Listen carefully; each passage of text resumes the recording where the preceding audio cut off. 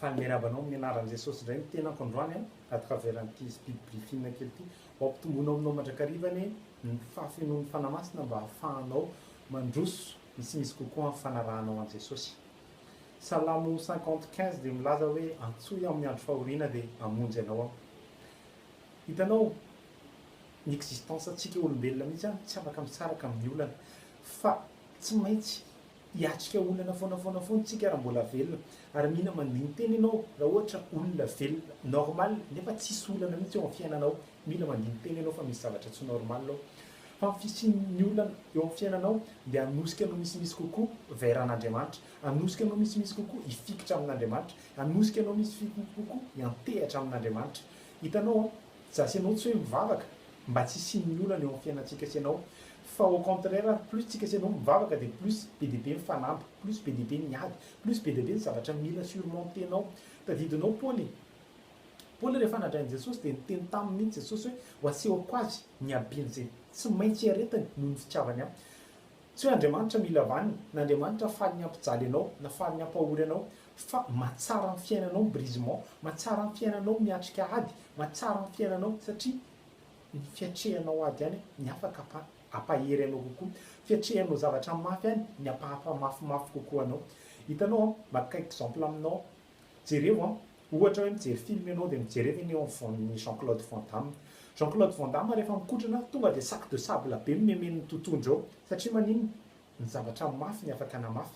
Fa raha miteny ianao hoe alainy sac de sable anankiray dia asiany vovo anatiny na pétale na rose dia izay mikotrakotrana eo dia miteny ianao fa tsisy fiantraikany izany ary tsy ho mafy mandrakizay izy. Fa plus izy mikotrana amina zavatra mafy be amin'ny fotoana ianao azo ny dakany indray mandeha fa tonga dia vita amin'ny mombanao. Tiako tenenanao dia izao ilainao miatrika ady fa ny ady tsy natao hitsokana fa ny ady natao hiatrehana. Misy ka anankiroa amin'ny baiboly. Hitanao na Jesosy tenany ary nanomboka tamin'ny fahaterahany ka hatramin'ny fahafatesany dia niatrika ady foana. Ary ny différence dia izao, Jesosy olo mivavaka, olo fifandraisana tamin'ny ray dia na inona natrika ady natrehany dia natrehany izany, ary na inona ady tsy maintsy natrehany dia nivoaka mpandresy foana Jesosy. Fa izao secret-n Jesosy taiza tao amin'ny fifandraisana tamin'ny ray, tao amin'ny fifandraisana tamin'Andriamanitra, atsoya amin'ny andro fahoriana dia hamonjy ianao aho. Izany hoe en permanence Andriamanitra prêt foana ho anao, efa manana solution foana izy, manana issue foana izy hitondrananao mivoaka ao anatin'ny ady izay misy anao. Fa izao jereva hoe mpianatra noho ny nandalo ady Jesosy dia mpianatra koa nandalo ady rehefa nienjehany Jesosy. Fa izao ny différence dia izao, satria mpianatra mbola teo amin'ny stadiny nanaraka fotsiny an' Jesosy fa tsy teo amin'ilay stadiny tena tia vavaka sy tena tia mifandray amin'ny ray, dia rehefa tonga ny ady dia ny solution dia izao mitsoka tsirairay daholo izy. Eny hatramin'ny napetera izay ny anina raha fa hoe anaraka an' Jesosy foana rehefa tonga ny ady dia mitsoka satria nanino tao amin'ilay vavaka ny misy fay, tao amin'ilay fifandraisana tamin'ny ray ny misy fay, tao amin'ilay fifandraisana tamin'Andriamanitra ny misy olana. Androany na mivavaka na tsy mivavaka ny olona anankiray dia tsy maintsy miatrika ady. Fa ny différence dia izao, ny fiatrehanao any ady sy ny assurance anao fa handresy ianao eo anatrehan'ny ady anankiray dia mifamatotra fotsiny amin'ny fifandraisanao amin'ny ray, mifamatotra fotsiny amin'ny fifandraisanao amin'Andriamanitra. Ianao nefa avant ny fandray amin'Andriamanitra mila ianao aloha mandray anazy ho tompo sy mpamonjy ny fiainanao. Rehefa tompo sy mpamonjy ny fiainanao izy dia antsoy izy amin'ny andro fahoriana fa hamonjy ianao. Tia mitenena dia izao, atsoy hoe isaky miatrika ady ianao fa zany hiady an'izy eo amin'ny placenao. Wow! Hitanao tsy haiko hoe ohatry ny ahoana izany aminao fa za manokana dia anisan'ny olona tena farak'izay niatrika ady be surtout tamin'ny 2015 iny. Fa karazana ady rehetrarehetra dia nandalo teo amiko daholo fa izao matoa mbola afaka mizara aminao androany dia satria te hiteny ianao hoe marina ny tenin'Andriamanitra fa atsoy izy amin'ny andro fahoriana dia hamonjy ianao. Hitanao amin'ny fotoana ianao tsy manana an'Andriamanitra hiatrika ady ianao.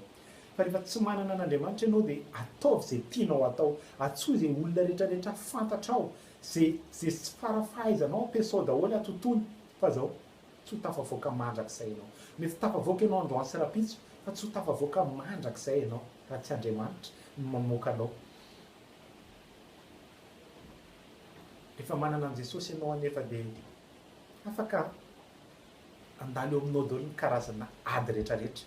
Fa zao ifanesesy tsy janona eo amin'ny fiainanao koa karazana fahagagana rehetrarehetra satria iny amin'ny fotoana ianao miantso azy dia hamonjy ianao izy.